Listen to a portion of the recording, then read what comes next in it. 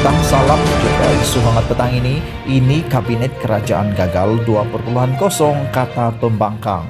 Berita sepenuhnya.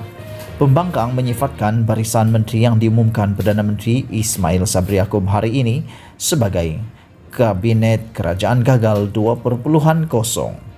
Timbalan Presiden Parti Amanah Salihuddin Ayub berkata, Kabinet yang diumumkan Ismail Sabri menjurus kepada kelangsungan politik.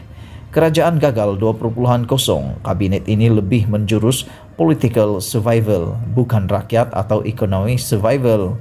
Lagu lama cuma iramanya digubah kembali.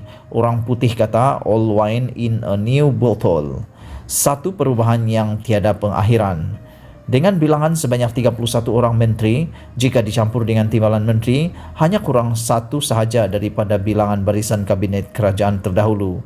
Sekali imbas saja barisan menteri ini hanyalah sekadar reshuffle daripada senarai lama. Ada yang dikekalkan yang bertukar portfolio, malah ada yang sudah meletakkan jawatan, dilantik kembali ke jawatan sama, katanya dalam satu kenyataan hari ini. Setiausaha Agung PKR Saifuddin Nasution Ismail pula mengkritik komposisi Kabinet Ismail Sabri yang memaparkan majoriti muka-muka sama dalam kerajaan lama. Ini bukan kerajaan baru. Timbalan Perdana Menteri dahulu naik jadi Perdana Menteri dengan sokongan 114 orang-orang yang sama. Yang dibuat ialah kekal muka lama dan diberi portfolio baru dengan prestasi sebagai menteri sudah diketahui umum gagal. Perdana Menteri akan dihantui persepsi bahawa dia memimpin kerajaan PN 2.0, kata Saifuddin Nasution ketika dihubungi. Barisan kabinet baru ini dijadwalkan mengangkat sumpah jawatan pada Isnin depan.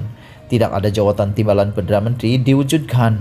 Bagaimanapun Ismail Sabri mewujudkan jawatan 4 Menteri Kanan seperti mana yang pernah dilakukan ketika pentadbiran Muhyiddin Yassin sebelum ini. Amat jelas Perdana Menteri terpaksa mengimbangi sokongan politik parti-parti dalam kerajaan dalam memilih barisan kabinet bimbang sokongan kepadanya tergugat.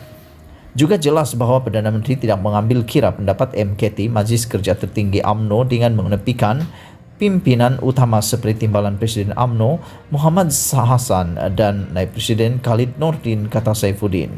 Hanya 2 orang daripada kem Presiden UMNO Zahid Hamidi, Dr. Noraini Ahmad dan Noh Omar dilantik dalam kabinet baru hari ini. Kitar semula. Sementara itu, ahli Parlimen Ipoh Barat M. Kulasegaran berkata, beliau berpendapat bahawa kabinet hari ini sebagai kitar semula. Ini adalah kabinet kitar semula. Persepsi rakyat adalah pentadbiran baru, tapi tidak ada banyak perubahan, katanya kepada Malaysia Kini. Bekas Menteri Sumber Manusia itu turut mendakwa bahawa Ismail Sabri melepaskan peluang keemasan membawa masuk pakar yang boleh mengendali pandemik. Kabinet sebelum ini semasa BN dan PH berbeza.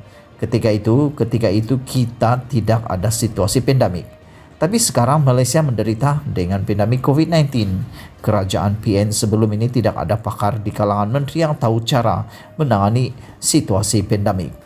Ismail Sabri sepatutnya sedar situasi sekarang sangat berbeza.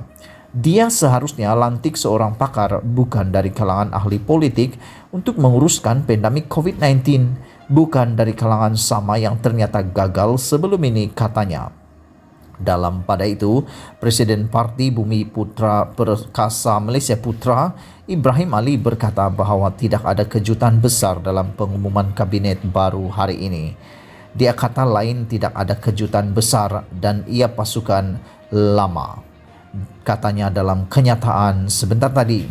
Barisan kabinet hari ini menampilkan beberapa muka baru. Selain Noh Omar, Timbalan Presiden Bersatu, Ahmad Faizal Azumu, Menteri Belia dan Sukan, Naib Presiden UMNO, Mazir Khalid, Menteri Pembangunan Luar Bandar, Ahli Parlimen Arau Sahidan Kasim, Menteri Wilayah Persekutuan, dan Idris Ahmad sebagai Menteri di Jabatan Perdana Menteri Hal Ehwal Agama.